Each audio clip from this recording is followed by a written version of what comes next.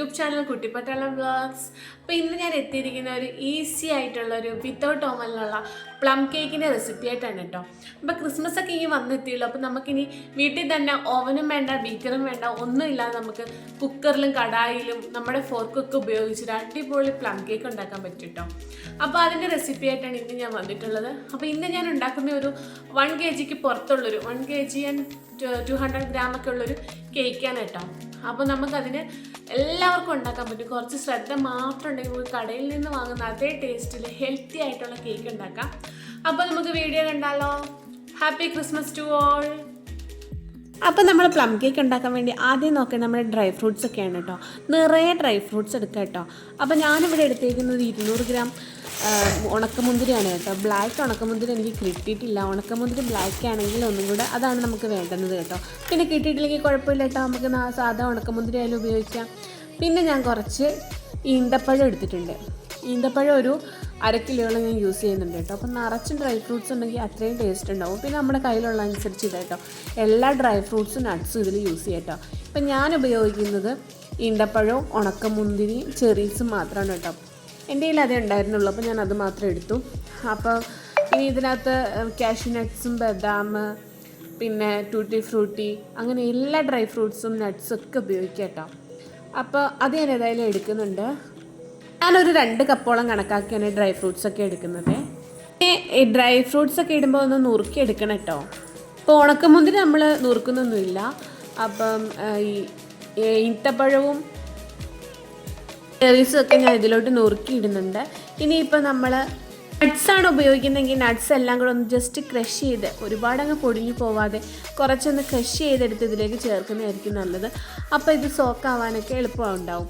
അപ്പോൾ നമ്മളിത് നേരത്തെ ഉണ്ടാക്കാനാണ് പ്ലാൻ ചെയ്യുന്നതെങ്കിൽ 1 മാസം മുമ്പേക്ക് നമുക്ക് സോക്ക് ചെയ്ത് വെക്കേണ്ടതാണ്. അപ്പോൾ നമുക്കിത് പെട്ടെന്ന് ഉണ്ടാക്കുന്നുണ്ട് നമ്മളിതിനെ സോക്കൊന്നും ചെയ്തിട്ടില്ല. നമ്മൾ അതിന് പകരം ചെയ്യുന്നത് ഈ നട്ട്സ് എല്ലാം കൂടെ നുറുക്കി എടുത്തിട്ട് നമ്മളതിൽ ഫ്രഷ് ആയിട്ടുള്ള ഓറഞ്ച് ജ്യൂസിലാണ് കേട്ടോ സോക്ക് ചെയ്യുന്നത്. അപ്പോൾ നമ്മൾ ഇന്നുണ്ടാക്കാനാണെങ്കിൽ തലേന്ന് അതിനെ ഓറഞ്ച് ജ്യൂസിൽ ഒരു 2 കപ്പ് ഓറഞ്ച് ജ്യൂസാണ് ഞാനിവിടെ എടുത്തിട്ടുള്ളത്. ഫ്രഷ് ആയിട്ടുള്ള ഓറഞ്ച് ജ്യൂസാണ്. ഇതിലിപ്പോൾ ഓറഞ്ച് ജ്യൂസ് അല്ലെങ്കിൽ ഗ്രേപ്പ് ജ്യൂസ്, അങ്ങനെ എന്ത് ജ്യൂസായാലും ഫ്രൂട്ടിൻ്റെ ഫ്രഷ് ജ്യൂസ് തന്നെ എടുക്കാം. ഇപ്പോൾ ജ്യൂസൊന്നും ഇല്ലെങ്കിൽ നമുക്ക് ചൂടുവെള്ളത്തിലായാലും ചെയ്താൽ വെറും വെള്ളം എടുത്താലും മതി കേട്ടോ. അപ്പോൾ അതിനെ നന്നായിട്ട് ഈ നട്ട്സ് ഇട്ടൊന്ന് തിളപ്പിക്കുന്നുണ്ട് കേട്ടോ. ചെറു തീയിലൊന്ന് തിളപ്പിച്ച് കഴിഞ്ഞാൽ ഈ നട്ട്സൊക്കെ ഒന്ന് സോക്കായി വരും. അപ്പോൾ തണുത്തതിന് ശേഷം നമുക്ക് കേക്കിൽ യൂസ് ചെയ്യാം. അപ്പോൾ ഞാനിത് ചെറു തീയിലാണ് ഇട്ടാണ് കേട്ടോ ഇങ്ങനെ സോക്ക് ചെയ്തെടുക്കുന്നത്. അധികം ഒന്നായി പോകുന്നുമില്ല. വേറെ അതിനകത്ത് മധുരമൊന്നും ആഡ് ചെയ്യുന്നില്ല ഇത് സോക്ക് ചെയ്യാൻ. നമ്മൾ കേക്കിൽ പിന്നെ മധുരം യൂസ് ചെയ്യുന്നുള്ളൂ. ഇതിനകത്ത് നല്ല ഡേറ്റ്സിൻ്റെയൊക്കെ മധുരം അപ്പോൾ ഫുൾ ഇതാവും കേട്ടോ. അപ്പോൾ അതിനെ അങ്ങനെ റെഡിയാക്കി എടുത്തിട്ട് നമുക്കിനി കേക്കിൻ്റെ പരിപാടിയിലേക്ക് പോകാം. ഇനി നമുക്ക് അടുത്തായിട്ട് വേണ്ടേ, ആദ്യം തന്നെ നമ്മൾ ഉണ്ടാക്കേണ്ടത് ക്യാരമലൈസ്ഡ് ഷുഗറാണ് കേട്ടോ. അതിലേക്ക് ഞാനൊരു 3/4 കപ്പോളം പഞ്ചസാര എടുക്കുന്നുണ്ട് കേട്ടോ, ക്യാരമലൈസ് ചെയ്യാൻ വേണ്ടിയിട്ട്.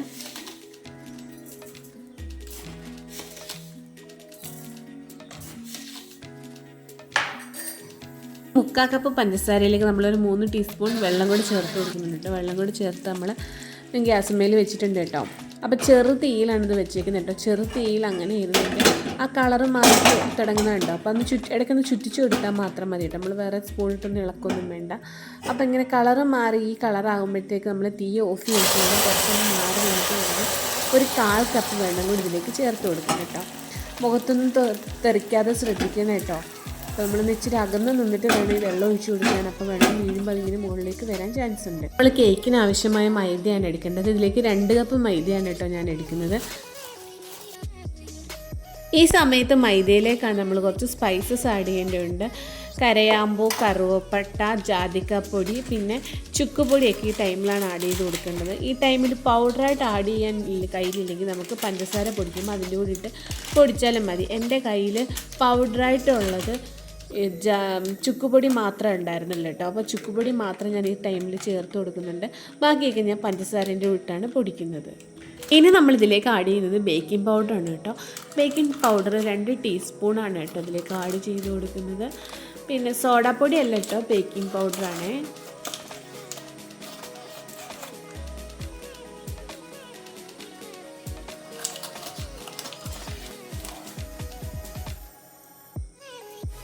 നമുക്ക് ആഡ് ചെയ്യേണ്ടത് ഒരു 1/4 ടീസ്പൂൺ ഉപ്പ് കൂടിയാണ് കേട്ടോ ഇതിലേക്ക്.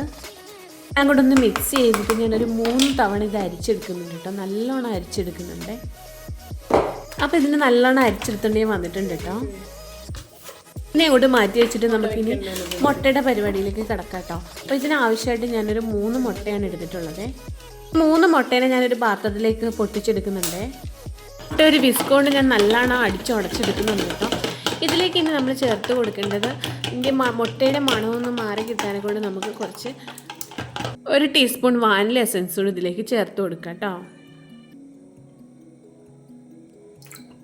നന്നായിട്ടൊന്ന് അടിച്ചെടുത്തിട്ട് ഇതിലേക്ക് നമുക്കൊരു 1/4 കപ്പ് സൺഫ്ലവർ ഓയിലൂടെ, ബട്ടറുള്ളൊരു ബട്ടർ ചേർത്ത് കൊടുക്കുക. ഇപ്പോൾ എൻ്റെ കയ്യിൽ ബട്ടർ ഇല്ലായിരുന്നു, അപ്പോൾ ഞാൻ സൺഫ്ലവർ ഓയിലാണ് കേട്ടോ ചേർത്ത് കൊടുക്കുന്നത്.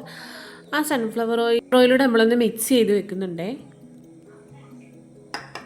നമുക്കതിലേക്ക് ആഡ് ചെയ്യേണ്ടത്, നമുക്ക് ഓറഞ്ചിൻ്റെ കുറച്ച് തൊലി ഞാൻ ഗ്രേപ്പ് ചെയ്ത് വെച്ചിട്ടുണ്ട് കേട്ടോ. ഓറഞ്ചിൻ്റെ തൊലിയല്ല, ഇനിയിപ്പോൾ ലെമണിൻ്റെ തൊലി ഗ്രേപ്പ് ചെയ്താലും കുറച്ചും കൂടെ ആഡ് ചെയ്ത് കൊടുത്താൽ മതി കേട്ടോ ഫ്ലേവറിന് വേണ്ടിയിട്ട്.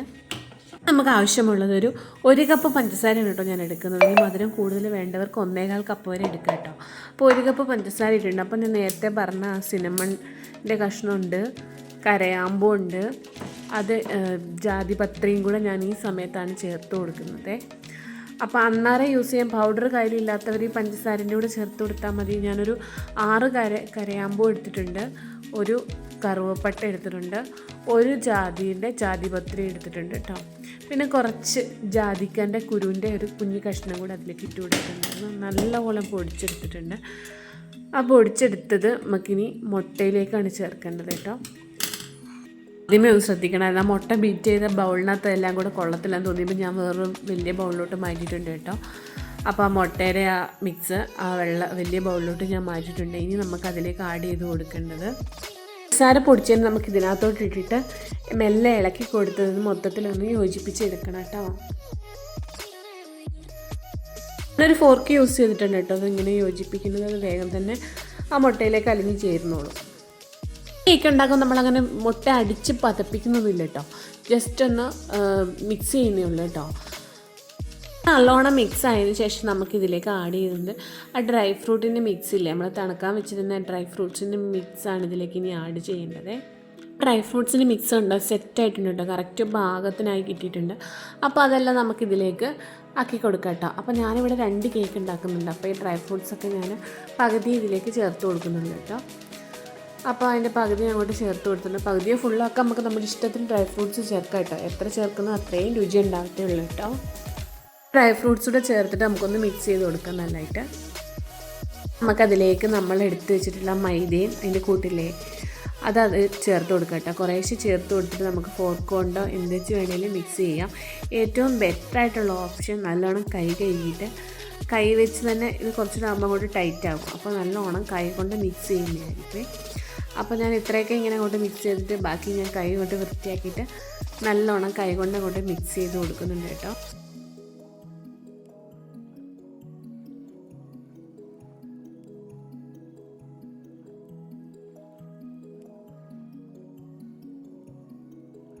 ടൈറ്റായി വരുന്ന സമയത്ത് നമ്മൾ ആദ്യം ഉണ്ടാക്കിയ sugar syrup, caramelise sugar syrup ഉണ്ടല്ലോ, അത് കുറേശ്ശെ ഉപയോഗിച്ച് ഒഴിച്ചൊഴിച്ച് കൊടുത്തിട്ട് വേണം നമ്മൾ ആ ബാറ്റർ തയ്യാറാക്കിയെടുക്കാനേ.